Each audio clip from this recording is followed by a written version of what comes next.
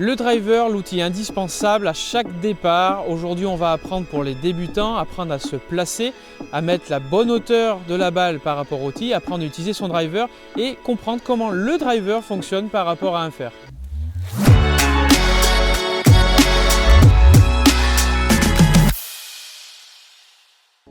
La première chose que vous devez contrôler, c'est votre driver. Vous devez contrôler la qualité de votre shaft. Vous devez contrôler si votre shaft vous correspond. Des fois, certaines personnes ont des drivers avec des shafts beaucoup trop raides, d'autres beaucoup trop souples et ça ne correspond pas à sa vitesse de swing.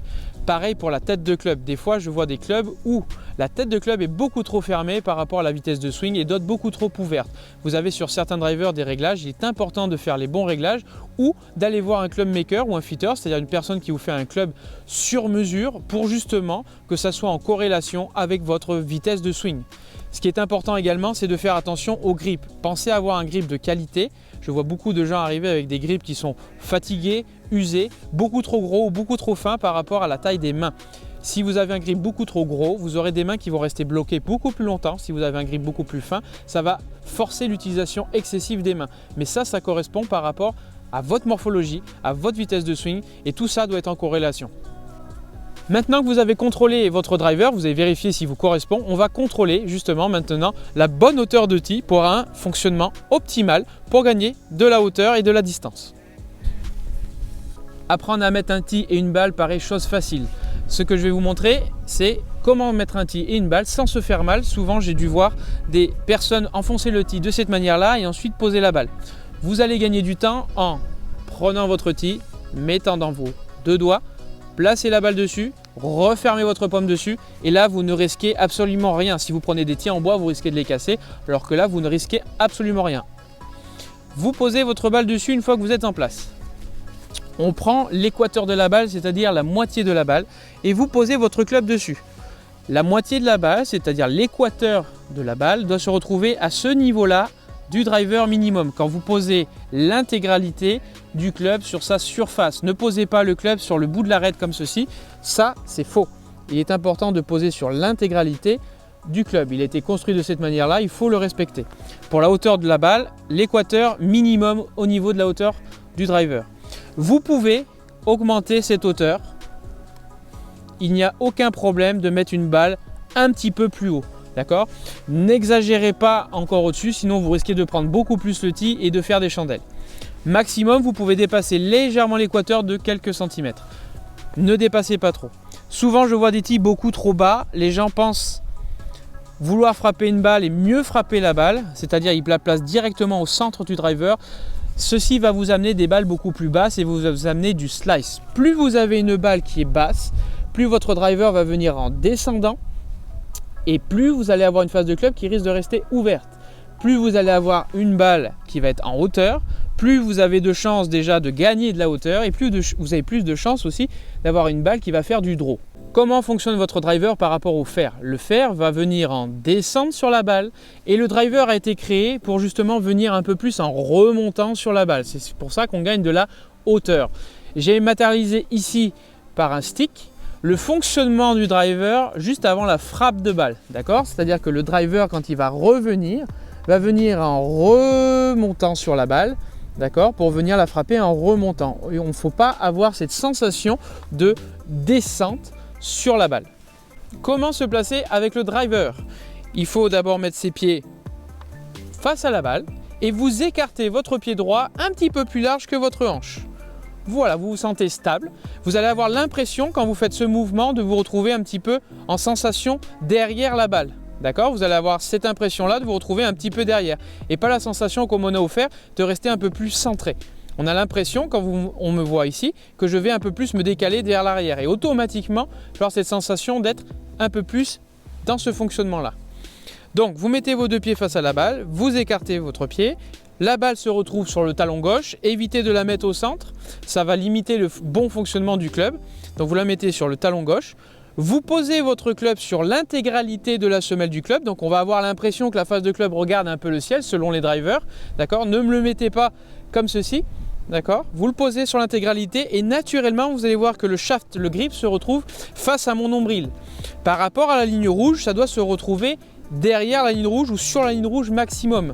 Trop de fois, je vois des joueurs qui viennent se placer en mettant les mains devant comme avec un fair, comme avec un pitch. Et ça, ce n'est pas bon. Pourquoi? Parce que regardez, la face de club, plus je la pousse devant, plus ça va aller sur la droite. Et à contrario, si vous venez mettre la main beaucoup trop comme ça, bien sûr, vous allez vous retrouver à gauche. Donc, partez d'une position neutre, talon gauche, écartez les pieds un peu plus que les hanches pour avoir de la stabilité, venir chercher de la puissance à la montée. Le club, le grip face au nombril. Et à partir de là, vous pouvez prendre votre grip. Donc, vous prenez votre grip avec votre main gauche. Forcément, on va se retrouver avec un grip légèrement un petit peu plus fort que d'habitude parce que le club est plus long et demande beaucoup plus de rapidité et de vitesse.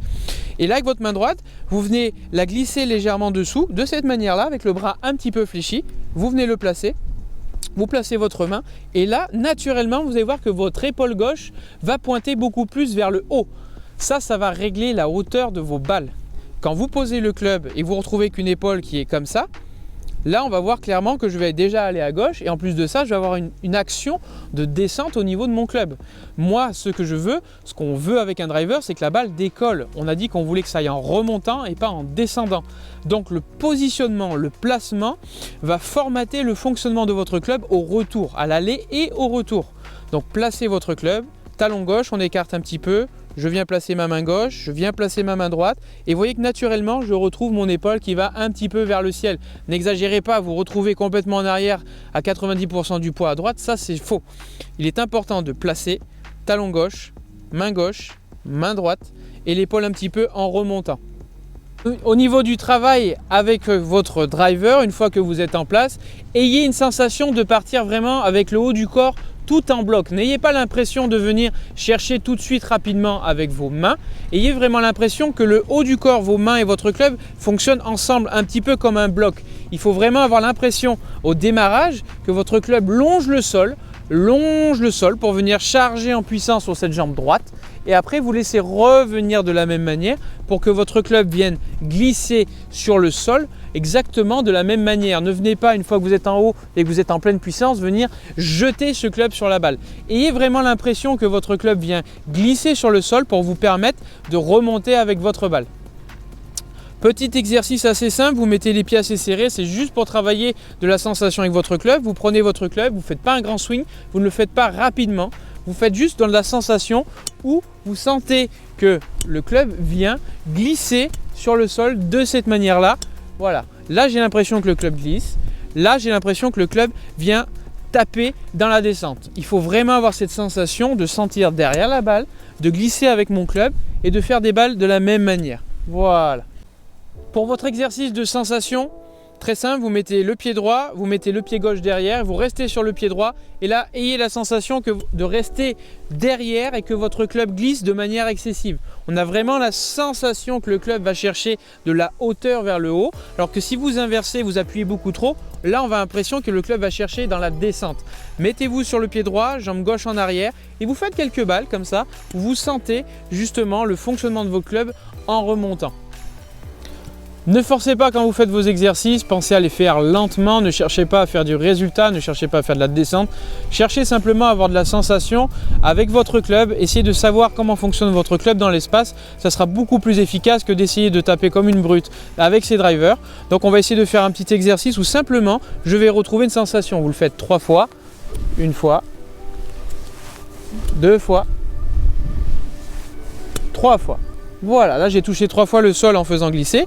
Je mets correctement au niveau de mon grip. Je garde toujours mes pieds serrés pour avoir de la sensation et je joue mon coup tranquillement.